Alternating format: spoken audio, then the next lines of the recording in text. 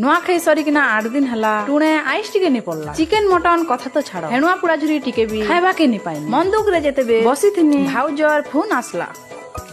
आमर आडे बुली आस तमर लाई special mutton curry ताहिरु मोर दिलटा garden garden थी गला नुआ साड़ी उठे परिधान करनी जेन साड़ी की नुआ खे दिन बुलाहली कंपटीशन रे हारी करी जयकी बसारे जीती थिनी इटा से चूड़ी जेन चूड़ी की मोर बड़मा तमिलनाडु नुआ देथिला घर के पहुंचिला उतारू बासना सुई कर जाननी रक्ति भजा हेइछे बोली भाउज के भुरता बाके लागनी